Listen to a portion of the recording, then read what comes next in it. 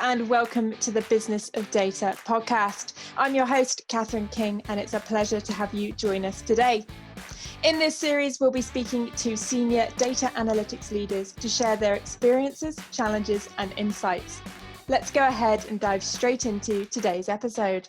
Today's theme is all about data strategy foundations and digital transformation. Now, we couldn't think of anyone better than to bring in Larry Shiller, who is the Chief Data Officer for Rising Stars Foundations. Now, Larry has been the Chief Data Officer at children's charity Rising Star Foundations since February 2014. There, he developed a unique algorithm to measure an individual's grit to help the charity empower homeschooled, learning disabled, and lower socioeconomic children across the US achieve their full potential. Larry is also CEO of Holistic Data Corp, an independent data consultancy he founded in December 2019, with a mission to help startups fix mission-critical data, protect revenue, and increase data analyst productivity. And if that's not enough, he also plays the violin for New York-based Hampton Rock String Quartet. Welcome, Larry.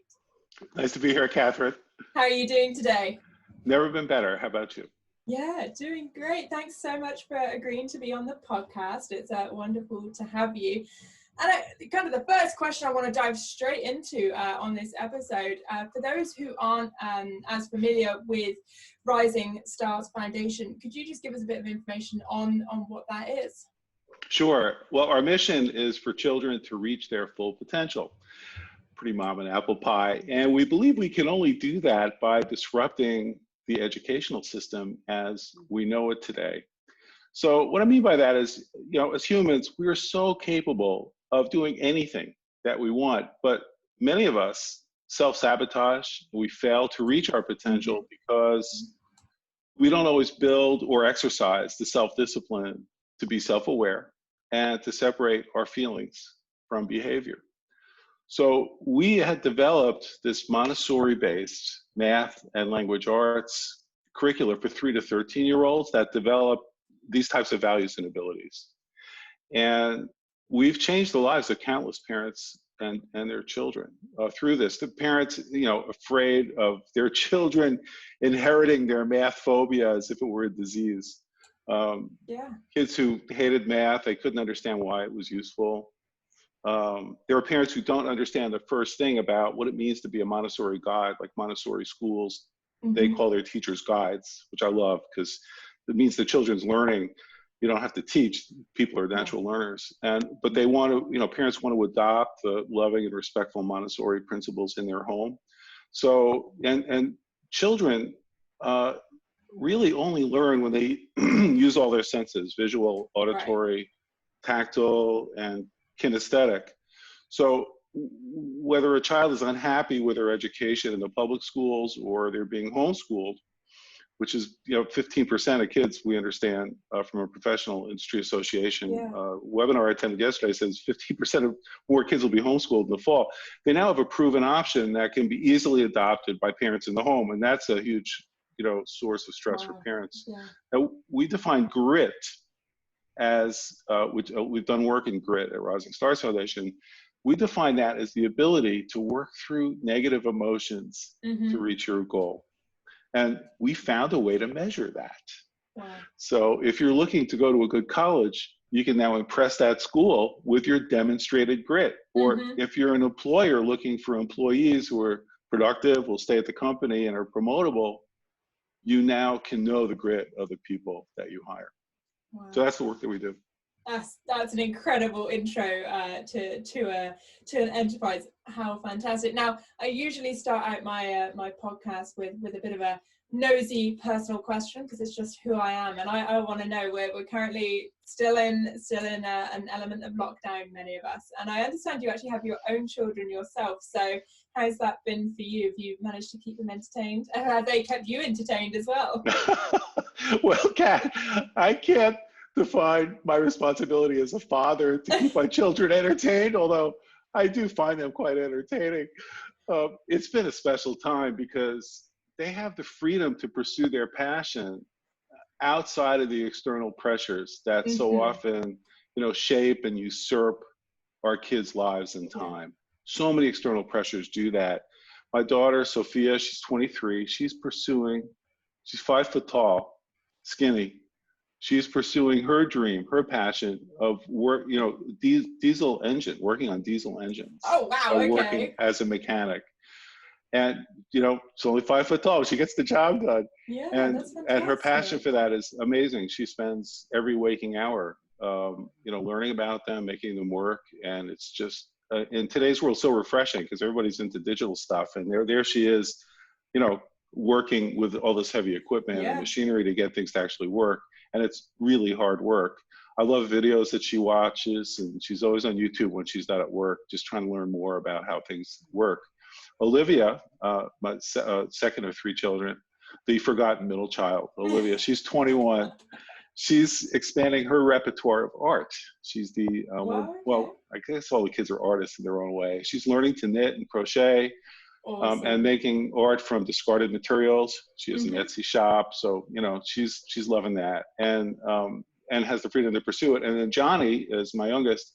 He just graduated from high school and plans to attend NYU Tisch School of the Arts.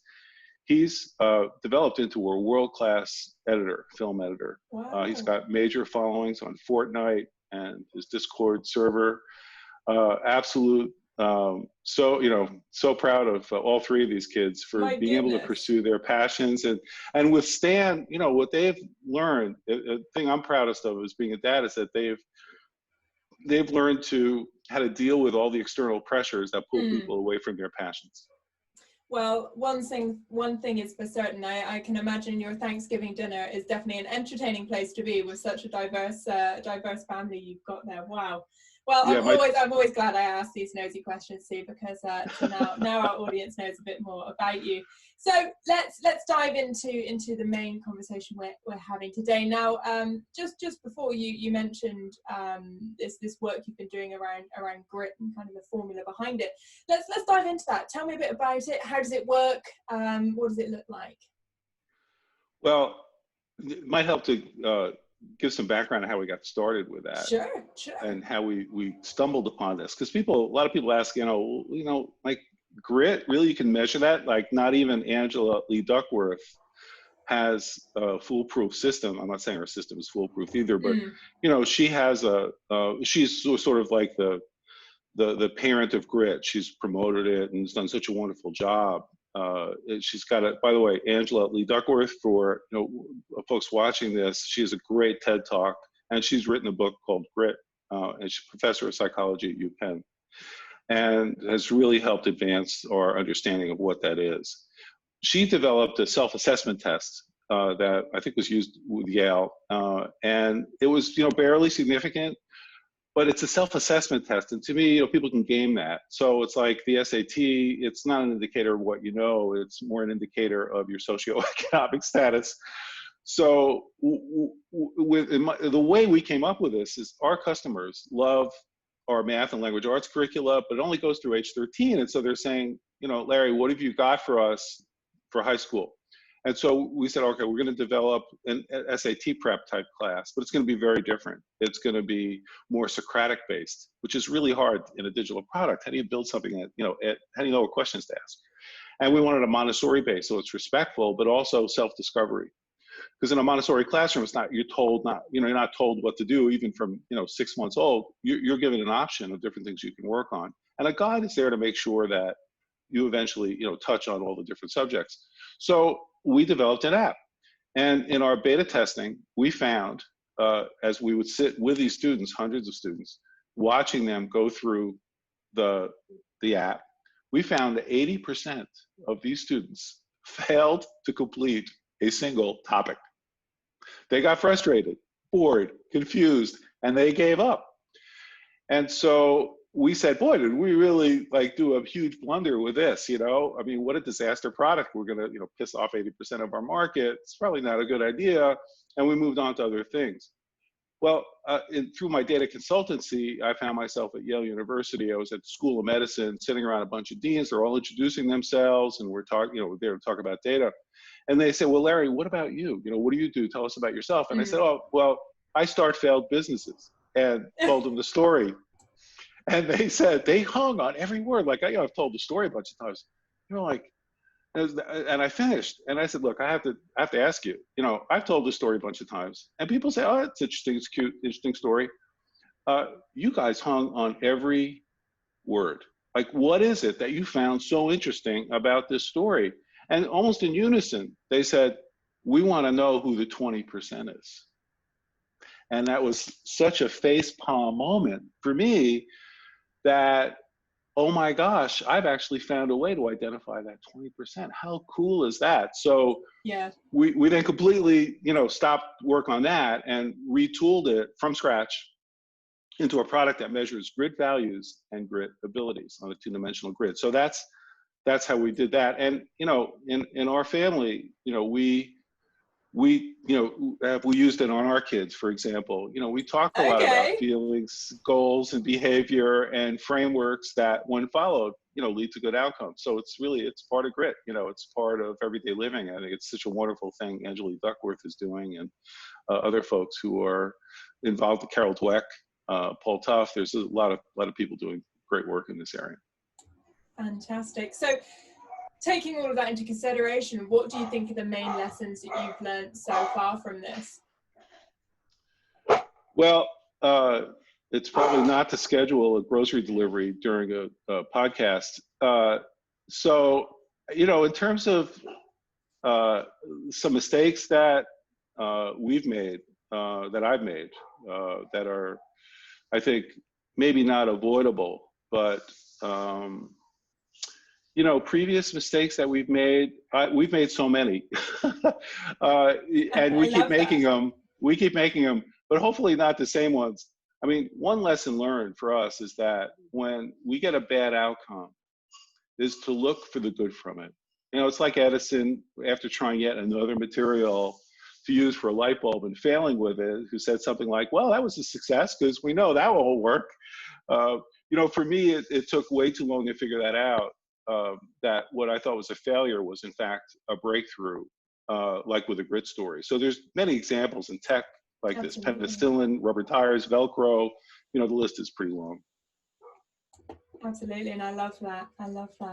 So when it comes to, let's talk about we touched on it earlier with kind of what you're up to with your family in the COVID period. So let's kind of combine the areas of data strategy and COVID. What's been the impact for you that you've seen on Rising Stars Foundation's data strategy because of COVID? Has there been an impact? Yeah, very definitely. 70% of our curricula sales occur in person at homeschool conventions from March to July. That's the homeschool buying season. Ouch. So in line with not repeating, past mistakes, we looked at how this could be an opportunity. How do we look at this? So we started promoting. We have two versions of the curricula. A physical version, which has, weighs 20 pounds or 10 kilos and has tons of manipulatives and multisensory things in it. But we also have a digital kit where, the books are in PDF and the manipulatives, you can print them out. The songs are in MP3.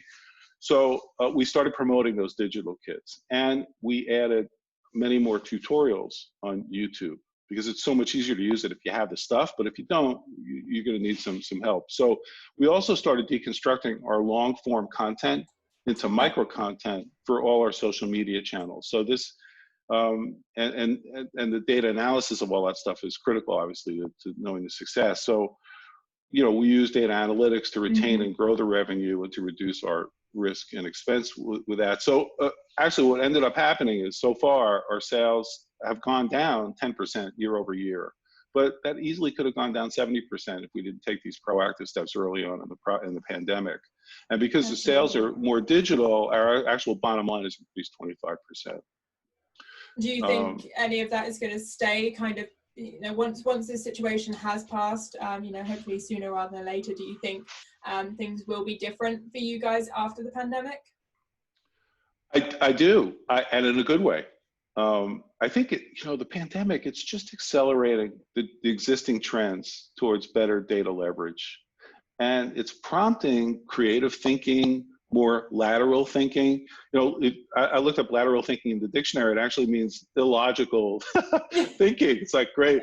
but that's what makes humans great. You know, we have these crazy, wacky ideas. And I like to tell people, you know, I have a new idea, I'm excited about it. And I said, but just be forewarned, 99% of my ideas suck. So, you know, that's okay, because like Edison, eventually we're going to find the one that really does work. It's going to be creative and it is going to work and it could be transforming. So, you know, let's keep making those mistakes so we can find the next transformative, you know, analysis or breakthrough. You know, for example, one of the lateral thoughts we had was to do $1 million donation to homeschoolers, and where we give away our fractions kit. Now it's a $70 value, and we're giving this away to families whose children are homeschooled, and we're targeting lower socioeconomic families. We hope that parents also who are nervous about sending their little ones to school in the fall, that 15% I talked about earlier, and it will take advantage of free Montessori-based curricula, and that can make a lasting and positive change in their lives. So we see lots of opportunity with this through this change. And, you know, I mentioned at the outset, we're here to disrupt the American education industry. And we see the pandemic as, you know, with all the terrible things that are happening and the deaths that are occurring and the discomfort of those who have the disease, out of this, we want some good to come out of this. That shouldn't be for naught. And we're hoping we're going to see, just like we're seeing transformation in the way policing is done, so that it's done in a more fair and equitable manner. We'd like to see the same thing happen in the educational system. You know, there are strong, and I don't mean this politically, but it's just a fact that there are strong lobbies for police, and there are strong lobbies for teachers. So I'm just observing that commonality between the two. And if we say, look, we want to work to achieve good goals, we have to deal somehow with these very powerful forces that may not have the interests of the students, you know, best interest at heart in all cases. So, or the customer, if you will, in all cases. So we want to look at that as a society and say, where is it meeting the needs? Where is it not? What's the best way forward? That will really help us understand how best to disrupt to get better outcomes in both those cases and many others. And I suppose it's very similar to, you know, I get the privilege of speaking to lots of different people, and many of them, you know, maybe felt some type of way of working from home, or their offices and office culture wasn't ready for that. Do you think there's now been an increased opportunity for those who perhaps would never have considered homeschooling, actually, because they're not able to go into school and they've had to bring school home? That's kind of offered up a way to have that culture challenged without you guys having to kind of do anything. You're just there and you're like, well, hey, you can now do this. The great analogy, you know, there's been a trend towards more people working from home, and now it's just accelerated. And a lot of people who formerly would say, there's no way I could do that, are saying, oh, it's actually, it's not too bad. And I think, you know, to your point, that we are seeing the same thing with homeschooling parents who had bought into this 140-year experiment, really, in public schooling in the United States. And that's all it really is. You know, schooling is very different than it was 150 years ago than it is today, but no different than it was maybe 140 years ago. So we've just had this experiment. It's failing in many regards. So this is a great impetus for us to recognize that and try new things out. And so people are saying, homeschooling, never would have thought of that. And a lot of people say, oh, you've got to be a terrible person to homeschool. How can you, you know, learn about what's important? And really, I had felt the same way with my type of upbringing, and have really changed my point of view on this. The homeschoolers are really the real heroes of America, because they are not raising cookie cutter children. They're raising children who are passionate about their lives, about what they do. HSLDA, Homeschool Legal Defense Association, did surveys of thousands of both public school and homeschool parents and children, and they found that the ethical standards of homeschoolers are more than double that of public school students. So we really, you know, in many ways have a better world to live in. But you know who really knows this? It's the college admissions counselors. If you're homeschooled, your application goes to the top of the pile. And if you've been to Montessori, that's another pile it goes to the top of. If you're both homeschooled and have gotten a Montessori education, you're basically a cinch to get into the college of your choice. And that's one of the things that we offer at Rising Stars Foundation, is the ability to get both of those things. Fantastic. Now, I'm also keen, whilst I've got the time to talk to you, Larry, to have a bit of a chat about your other work that you do. Obviously, you're CEO of your consultancy, and I'd love to know kind of the difference in being kind of within an organisation as a CDO, and then kind of coming into one as a data consultant, and kind of the differences that you've embodied both. So, how does that look and feel to you? Kind of what are the key differences there?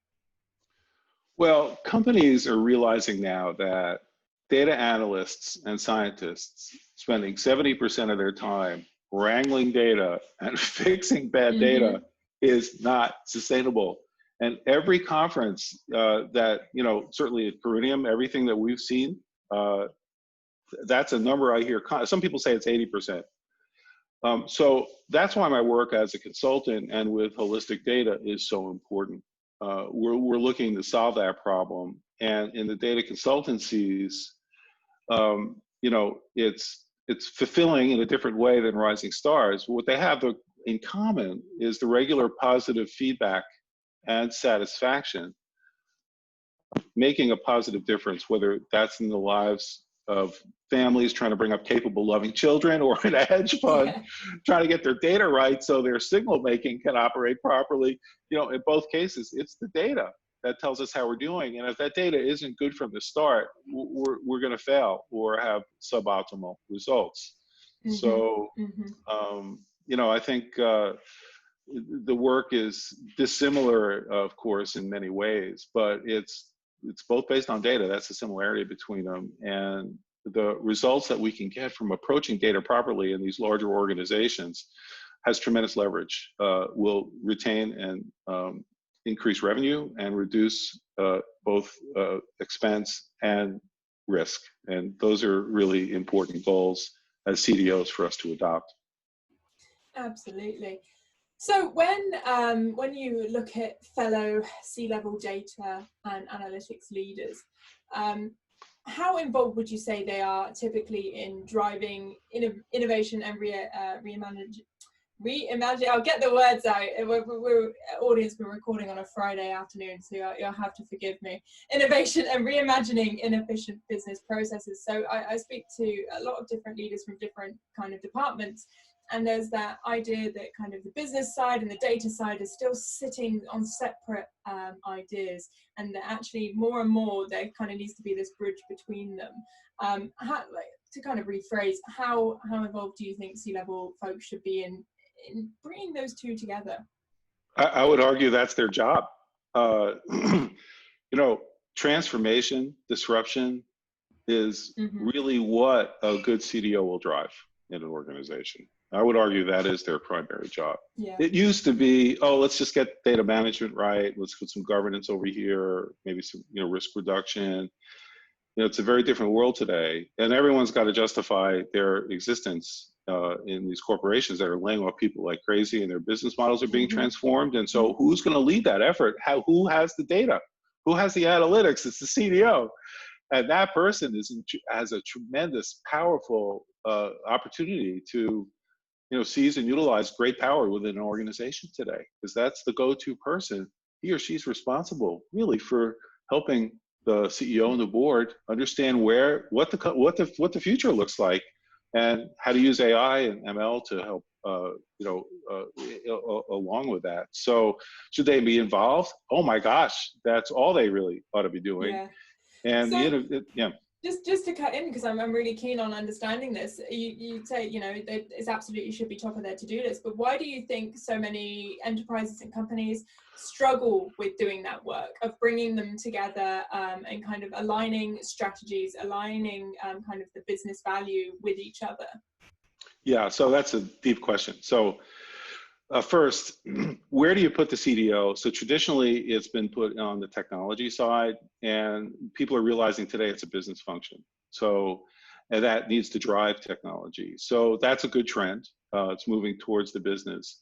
The function of the chief data officer, therefore, is they'll have the most leverage when they work directly with for revenue retention and enhancement, work with the chief marketing officer. Let's brainstorm together about what our company looks like. and they'll have even more positive effect on the business when they work with the CFO, the Chief Financial Officer, to identify risk and identify unnecessary expense and eliminate it. You know, the other thing about their role is that they have this opportunity to really lead the organization. And it's why so many CDOs are becoming CEOs now. Absolutely, I love that soundbite. That's why they're becoming CDOs. So let's use this last portion of our chat together to have a little bit of a look at the future. And I realise talking about the future is harder than it ever used to be, considering we're in such a strange time right now. But I'm keen to know what sorts of innovation and investment that you can see kind of data analytics playing in the charity sector over the next couple of years. You know, I want to answer that question by actually giving an additional answer to the previous question you asked about what, how to be successful within these organizations. And I think it boils down, so I'm going to get a little meta about this, but it boils down to where are the innovations? It's actually not in data itself, because, in terms of the CDO being successful, moving from tech to business, what's it really about? It's about having a good change process. It's about how people deal with change. And there's a particular framework that when people understand the 4 steps of change in this framework and how change actually gets affected, it makes an organization a better place. It helps people become more self-aware, and it drives their behavior into a much more focused area. So what I mean by this is there's typically this sense of denial. And in these large, kind of sclerotic organizations where, we've always done it that way, it's going to be expensive to change. We have these data hairballs, we have tech debt, blah, blah, blah. So there's kind of denial because they're not upset. They're just like, we're not going to deal with it. It's just, you can't see a way out. The next step is rejection, where they get angry. You see negative emotions, like, what do you mean? Or they get annoyed, what do you mean we can't get that report? Are you kidding me? It's like, so they're starting to get upset. That's a good sign, because it means they're moving from denial to rejection, actually. And so a lot of people react negatively to that. It's like, hey, no, this is great. We're making progress. And the third step in this change framework is, all right, people are finally tired of being upset about stuff and complaining, although they need to get closure.